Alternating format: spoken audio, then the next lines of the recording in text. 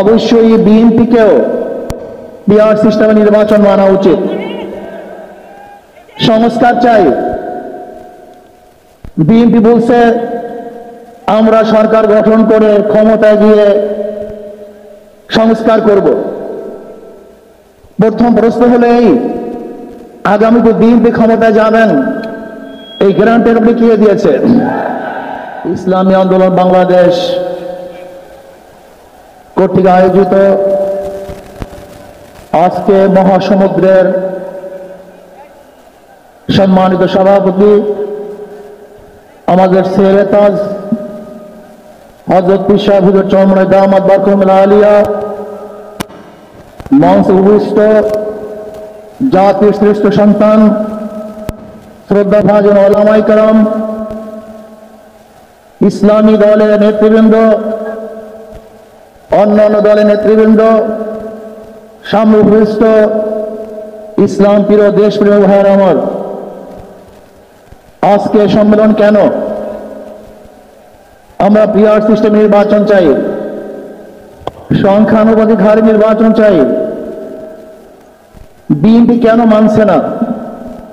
BNP তো দাবি করেছে আমরা জাতীয় সরকার গঠন করব, এটা বিএনপির দাবি। আর জাতীয় সরকার গঠন করার জন্য সবচেয়ে ভালো পদ্ধতি পিআর সিস্টেম নির্বাচন। জাতীয় সরকার সর্বদলের অংশগ্রহণমূলক সরকার, আর সর্বদলের অংশমূলক সরকার গঠন হতে পারে একমাত্র পিআর সিস্টেম নির্বাচনের ভিত্তিতেই। তাহলে কেন বিএনপি মানছে না? কারণটা আমি তো বুঝি না। অবশ্যই বিএনপিকেও পিআর সিস্টেমে নির্বাচন মানা উচিত। সংস্কার চাই। বিএনপি বলছে আমরা সরকার গঠন করে ক্ষমতায় গিয়ে সংস্কার করব। প্রথম প্রশ্ন হলো এই, আগামীতে বিএনপি ক্ষমতায় যাবেন এই গ্যারান্টি আপনি কে দিয়েছে? আপনি কিভাবে ভেবেছেন যারা 91 থেকে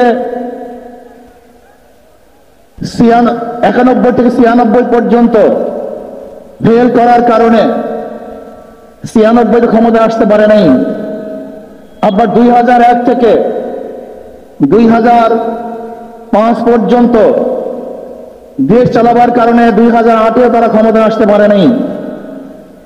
2001-এ বিএনপি ইশতেহার ঘোষণা করেছিল, সেই ইশতেহারের মধ্যে 10%ও বিএনপি বাস্তবায়ন করতে পারে নাই। এমনকি 2001-এ বিএনপির ইশতেহারের 1 নম্বর শর্ত তারা পালন করতে পারে নাই। আমি বিশ্বাস করি আগামীতে ক্ষমতায় কে যাবে না না যাবে আমি জানি না, কিন্তু বাংলাদেশের জনগণ কোন দুর্নীতিবাজ, চাঁদাবাজ, দখলবাজ, খুনিদেরকে আর ক্ষমতায় নিবে না।